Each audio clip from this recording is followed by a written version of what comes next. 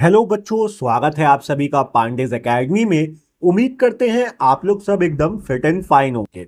बच्चों, आज के क्लास में हम लोग chapter 1 accounting for partnership firm fundamental से प्रैक्टिकल क्वेश्चन नंबर 40 को डिस्कस करेंगे।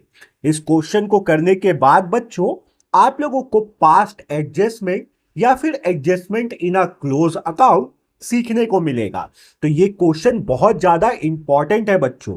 इस क्वेश्चन को अच्छे तरीके से समझने के लिए, पास्ट एडजस्टमेंट को अच्छे तरीके से समझने के लिए आप लोगों को ये क्लास एंड तक करना होगा, बिना स्किप किए। तो चलिए बच्चों, बिना समय बर्बाद किए आज का क्लास हम लोग शुरू करते हैं।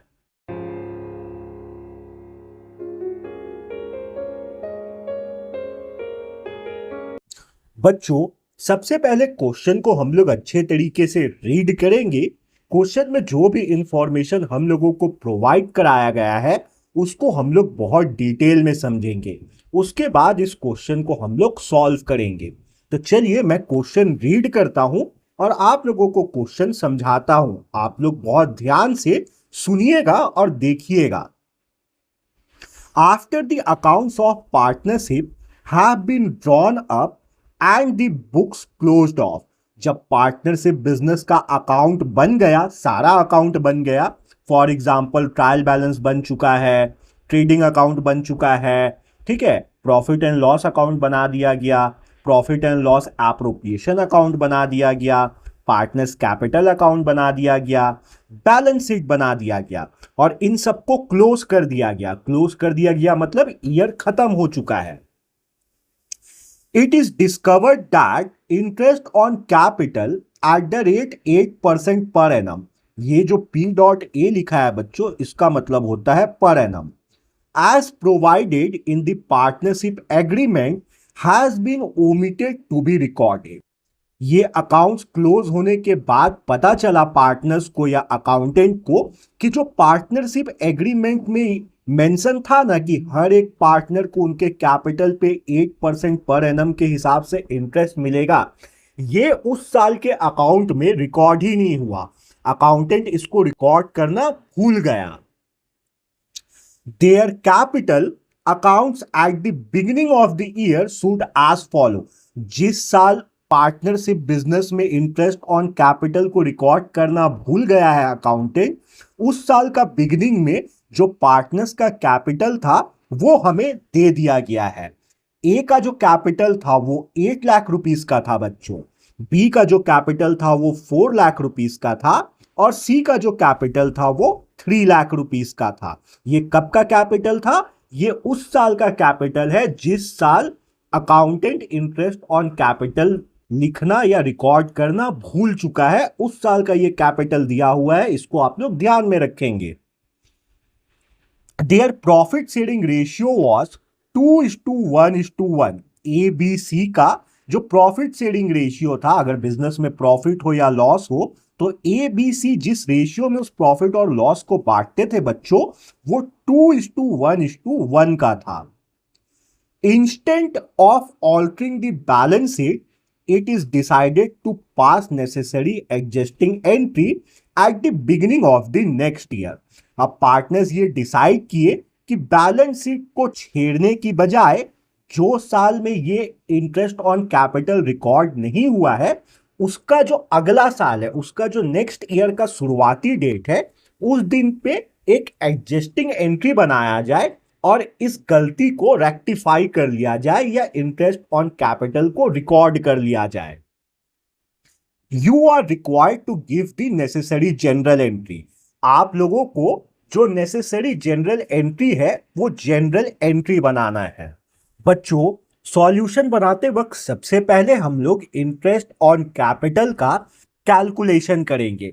तो देखिएगा, ए का जो कैपिटल है वो 8 लाख रुपीस का है, बी का जो कैपिटल है बच्चों वो 4 लाख रुपीस का है और सी का जो कैपिटल है बच्चों वो 3 लाख रुपीस का है। और जिस रेट से कैपिटल पे इंटरेस्ट मिल रहा था वो 8% पर एनम का है। तो हम लोग 4 लाख, 3 लाख और 8 लाख पे 8% कैलकुलेट करेंगे। तो बच्चों हम लोग हेडिंग दे देंगे calculation of interest on capital. Interest on capital को बच्चों मैं आईओसी से रिप्रेजेंट करता हूं, शो करता हूं। आप लोग पूरा इंटरेस्ट ऑन कैपिटल लिखिएगा। अब हम लोग 8 लाख का 1% निकालेंगे बच्चों, जो कि आएगा तो 64,000। तो ए के कैपिटल पे उसे 64,000 का इंटरेस्ट मिला। सेम ऐसे ही बी के कैपिटल पे उसका इंटरेस्ट हम लोग कैलकुलेट करेंगे। तो बी का कैपिटल 4 लाख का था, हम लोग 4 लाख का 1% निकाल देंगे बच्चों, जो कि आएगा 32,000। यानी बी के कैपिटल पे उसे 32,000 का इंटरेस्ट मिला। अब हम लोग सी के कैपिटल पे उसका इंटरेस्ट कैलकुलेट करेंगे। तो सी का कैपिटल 3 लाख का था, 3 लाख का हम लोग 1% निकालेंगे बच्चों, तो हमारे पास आएगा 24,000। ठीक है, तो हमने ए के कैपिटल पे उसका इंटरेस्ट निकाल लिया, हमने बी के कैपिटल पे इंटरेस्ट कैलकुलेट कर लिया, हमने सी के कैपिटल पे इंटरेस्ट कैलकुलेट कर लिया। अब बच्चों ए बी सी तीनों के कैपिटल पे जो इंटरेस्ट आया इसको हम लोग ऐड कर देंगे। यानी हम लोग 64,000 में 32,000 जोड़ेंगे और जो भी रिजल्ट आएगा उसमें हम लोग 24,000 को ऐड कर देंगे। तो जब हम लोग इन तीनों के कैपिटल पे इंटरेस्ट को ऐड करेंगे ना, तो हमारे पास टोटल इंटरेस्ट ऑन कैपिटल आ जाएगा बच्चों, जो कि आएगा 1,20,000 का। इसको हम लोग बोल देंगे ये टोटल इंटरेस्ट ऑन कैपिटल है। यहां तक आप लोगों को समझ में आ रहा है क्या क्या किए हैं? इंटरेस्ट ऑन कैपिटल का कैलकुलेशन किए और उसका टोटल किए हैं। अब थोड़ा ध्यान से सुनिएगा बच्चों, ये जो इंटरेस्ट ऑन कैपिटल नहीं दिया गया है पार्टनर्स को, ये फर्म के लिए एक एक्सपेंस है। ठीक है, क्योंकि फर्म को पार्टनर को देना है, तो फर्म के लिए ये एक एक्सपेंस है। और कोई भी एक्सपेंस जो होता है ना, वो प्रॉफिट को कम करता है। तो अगर 1,20,000 का इंटरेस्ट ऑन कैपिटल नहीं दिया गया है प्रीवियस ईयर में, तो ये डायरेक्टली और इनडायरेक्टली हम लोगों को ये बता दिया जा रहा है कि 1,20,000 से लास्ट ईयर का प्रॉफिट बढ़ा हुआ होगा और वो प्रॉफिट पार्टनर्स के बीच में डिस्ट्रीब्यूट हो चुका होगा। ठीक है, जिसको हम लोगों को रेक्टिफाई करना है। तो सबसे पहले आप लोग क्या कीजिएगा, आप लोग एक टेबल शोइंग एडजस्टमेंट बनाइएगा। देखिए टेबल शोइंग एडजस्टमेंट कुछ इस तरीके से बनता है। आप लोग ये वाला कॉलम और इसी तरीके का फॉर्मेट अपने कॉपी में ओपन कर सकते हैं। अब सबसे पहला चीज ध्यान ये दीजिए बच्चों कि जब आप लोग इंटरेस्ट ऑन कैपिटल को profit and loss appropriation account में रिकॉर्ड करते हैं, तो आप लोग एंट्री क्या बनाते थे? आप लोग एंट्री बनाते थे profit and loss appropriation account debit to interest on capital account. ठीक है, तो इंटरेस्ट ऑन कैपिटल कहां रिकॉर्ड हो रहा था? क्रेडिट साइड में रिकॉर्ड हो रहा था। तो हम लोग बोलेंगे कि इंटरेस्ट ऑन कैपिटल जो है वो क्रेडिट बैलेंस है। तो हम लोग टेबल शोइंग एडजस्टमेंट में सबसे पहले इंटरेस्ट ऑन कैपिटल को रिकॉर्ड करेंगे। तो हम लोग लिखेंगे इंटरेस्ट ऑन कैपिटल और हम लोग ब्रैकेट में लिख देंगे क्रेडिट बैलेंस। ठीक है, ए को उसके कैपिटल पे कितना का इंटरेस्ट मिला था बच्चों? 64,000 का। तो ए वाले कॉलम में हम लोग लिख देंगे 64,000। बी को उसके कैपिटल पे कितना का इंटरेस्ट मिला था बच्चों? 32,000 का। तो बी वाले कॉलम में हम लोग लिख देंगे 32,000। और सी को उसके कैपिटल पे कितना का इंटरेस्ट मिला था बच्चों? 24,000 का। तो सी वाले कॉलम में हम लोग लिख देंगे 24,000। अब बच्चों हम लोग जी ये 1,20,000 है, ये फर्म के लिए एक एक्सपेंस था, है ना? तो ये प्रॉफिट को कम करता, जो कि हुआ नहीं है क्योंकि रिकॉर्ड ही नहीं किया गया है। तो अब हम लोग क्या करेंगे, हम लोग इस 1,20,000 को पार्टनर्स के बीच में उनके प्रॉफिट शेयरिंग रेशियो में बांटेंगे। सबसे पहला काम अब हम लोग यही करेंगे। आईओसी रिकॉर्ड करने के बाद टेबल शोइंग एडजस्टमेंट में जो भी टोटल इंटरेस्ट ऑन कैपिटल है बच्चों, इसको हम लोग पार्टनरशिप बिजनेस का पार्टनर्स के बीच में प्रॉफिट शेयरिंग रेशियो के बीच में डिस्ट्रीब्यूट कर देंगे। तो देखिए प्रॉफिट शेयरिंग रेशियो क्या था बच्चों? 2:1:1 का था। तो हम लोग 1,20,000 को 2:1:1 में डिवाइड करेंगे। तो देखिएगा 2 + 1 + 1 कितना हो जाएगा, 4 हो जाएगा। तो हम लोग बोलेंगे 2/4 ए का शेयर होगा, 1/4 जो होगा वो बी का शेयर होगा, और 1/4 जो होगा वो सी का शेयर होगा। तो सबसे पहला काम हम लोग करेंगे, हम लोग 1,20,000 में ए बी सी तीनों का शेयर को कैलकुलेट करेंगे। तो देखिएगा मैं यहीं पे इसका वर्किंग कर देता हूं, है ना। ये देखिए, तो हम लोग ए शेयर निकालेंगे सबसे पहले, ठीक है, 1,20,000 में।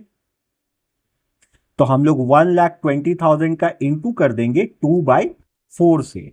तो 4 से 1,20,000 चल जाएगा 30,000 टाइम्स में, और 30,000 2 इंटू 2 हो जाएगा बच्चों 60,000। तो जो ए का शेयर बना 1,20,000 में वो 60,000 का बना। अब हम लोग बी का शेयर कैलकुलेट करेंगे। तो हम लोग बी का शेयर निकालेंगे 1,20,000 में। तो बी का जो शेयर बन रहा था 1,20,000 में वो 1/4 का बन रहा था। तो 1,20,000 का इंटू कर देंगे बच्चों हम लोग 1/4 से। तो हमारे पास आएगा 30,000। तो बी का जो शेयर बना बच्चों 1,20,000 में वो 30,000 का बना। सेम इसी तरीके से हम लोग सी का शेयर को कैलकुलेट करेंगे। तो सी का 1,20,000 में जो शेयर बनेगा बच्चों वो 1/4 का बनेगा, जो कि हमारे पास आएगा 30,000। ठीक है, तो ए का शेयर 60,000 का बना 1,20,000 में, बी का शेयर 30,000 का बना, और सी का शेयर 30,000 का बना। अब बच्चों ये ध्यान दीजिएगा, 1,20,000 से ज्यादा बटा हुआ था ना प्रॉफिट प्रीवियस ईयर पार्टनर्स के बीच में। अगर पार्टनर्स को इंटरेस्ट ऑन कैपिटल मिलता तो 1,20,000 कम कर देते प्रॉफिट में, उसके बाद प्रॉफिट को हम लोग पार्टनर्स के बीच में डिस्ट्रीब्यूट करते। यहां पे क्या हुआ है, 1,20,000 से ज्यादा बटा हुआ है पार्टनर्स के बीच में प्रॉफिट। तो ए को कितना ज्यादा मिल गया प्रॉफिट में, 60,000 ज्यादा मिला है, क्योंकि 1,20,000 का ही हम लोग शेयर निकाले हैं और प्रॉफिट शेयरिंग रेशियो में निकाले हैं। तो ए को प्रॉफिट में 1,20,000 में 60,000 ज्यादा मिला हुआ है। बी को कितना ज्यादा मिला हुआ है, 30,000 ज्यादा मिला हुआ है। और सी को कितना ज्यादा मिला है प्रॉफिट में, 30,000 रुपीज ज्यादा मिला है। तो अब हम लोग ए बी सी तीनों को बोलेंगे ना कि ये पैसा हमको वापस ला के दो। ए को बोलेंगे कि भैया तुमको प्रॉफिट में हम 60,000 रुपया ज्यादा दे दिए हैं, तुम 60,000 रुपया मेरे को वापस ला के दो।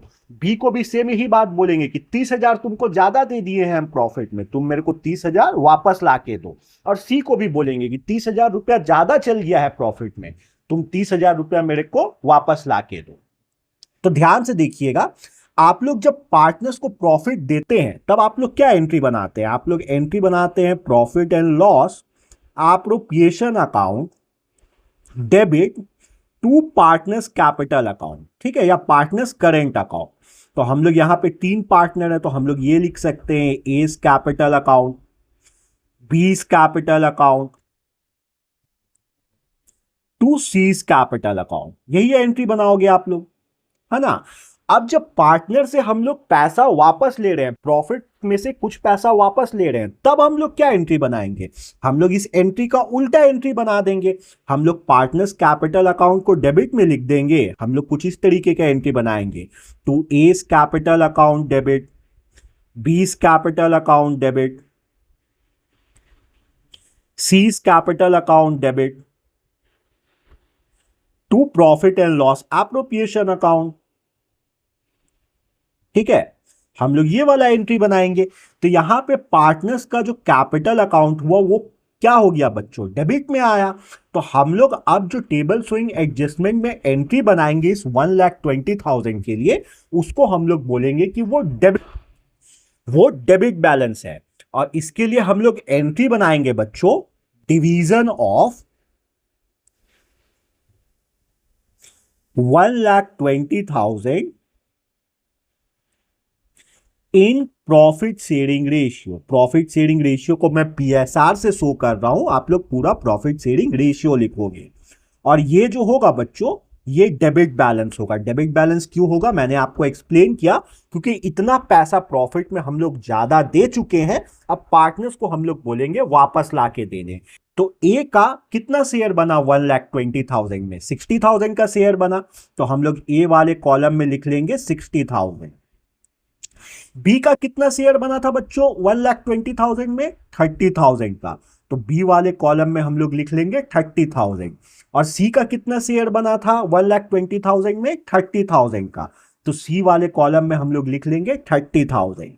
अब बच्चों हम लोग चेक करेंगे कि क्रेडिट का बैलेंस ज्यादा है या डेबिट का बैलेंस ज्यादा है। ठीक है, तो हम लोग टेबल शोइंग एडजस्टमेंट को बैलेंस करेंगे और इस बैलेंस को हम लोग डिफरेंस के नाम से दिखाएंगे। तो देखो 64,000 बड़ा है कि 60,000 बड़ा है, 64,000 बड़ा है, तो कौन सा अमाउंट बड़ा है, क्रेडिट का अमाउंट बड़ा है या डेबिट का? क्रेडिट का अमाउंट बड़ा है। कितने से बड़ा है? 4,000 से। तो हम लोग डिफरेंस वाले कॉलम में 4,000 लिखेंगे और ब्रैकेट में हम लोग क्रेडिट लिख लेंगे। ठीक है, सेम यही काम बी के लिए भी हम लोग करेंगे। बी का देखो क्रेडिट वाला अमाउंट बड़ा है या डेबिट वाला? क्रेडिट में 32,000 है, डेबिट में 30,000 है, तो क्रेडिट वाला अमाउंट जो है वो बड़ा है। कितने से बड़ा है? 2,000 से बड़ा है। तो हम लोग डिफरेंस वाले कॉलम में 2,000 लिखेंगे बच्चों और ब्रैकेट में हम लोग क्रेडिट लिख लेंगे। सेम यही काम हम लोग सी के साथ भी करेंगे। सी का देखो क्रेडिट अमाउंट बड़ा है कि डेबिट अमाउंट बड़ा है? डेबिट अमाउंट बड़ा है, डेबिट 30,000 से हो रहा है और क्रेडिट जो है वो 24,000 से हो रहा है। तो हम लोग बोलेंगे कितने का डिफरेंस है? 6,000 का डिफरेंस है।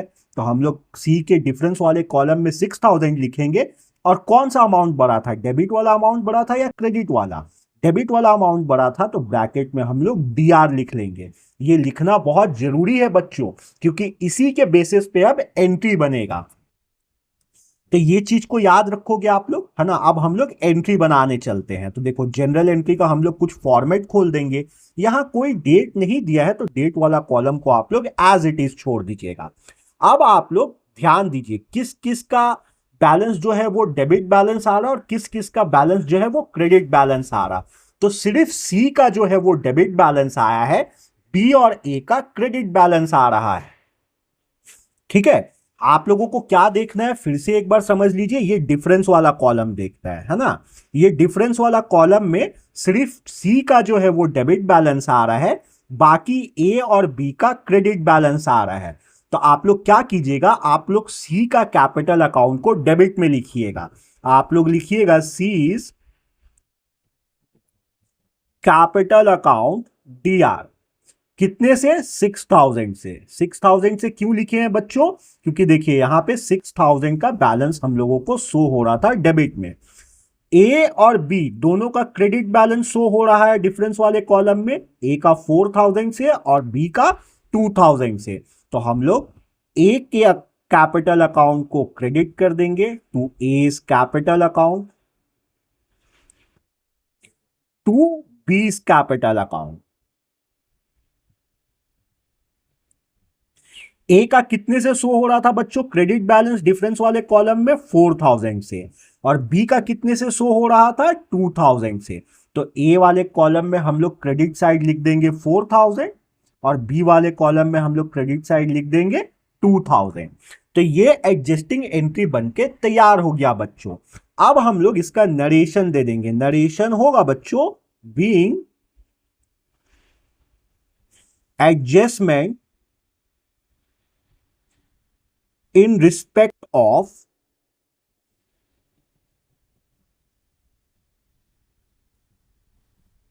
interest on capital omitted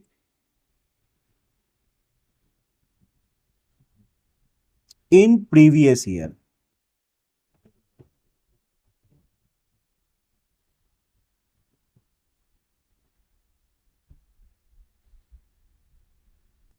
account. तो ये हमारे पास नरेशन हो गया बच्चों। तो यही हम लोगों को करना था क्वेश्चन नंबर 40 में, प्रैक्टिकल क्वेश्चन नंबर 40 में। उम्मीद करता हूं आप लोगों को बहुत अच्छे तरीके से समझ में आया होगा इस क्वेश्चन को हम लोग सॉल्व किस तरीके से किए हैं। अगर आप लोगों को अभी भी कोई पॉइंट में डाउट है तो आप लोग वीडियो को एक बार वापस से देखिए। तो भी अगर डाउट क्लियर नहीं होता है तो आप लोग मुझे कमेंट कर सकते हैं, मैं आप लोगों का डाउट क्लियर कर दूंगा। मिलते हैं बच्चों अपने नेक्स्ट क्लास में, जब तक आप लोग अपना ख्याल रखिए।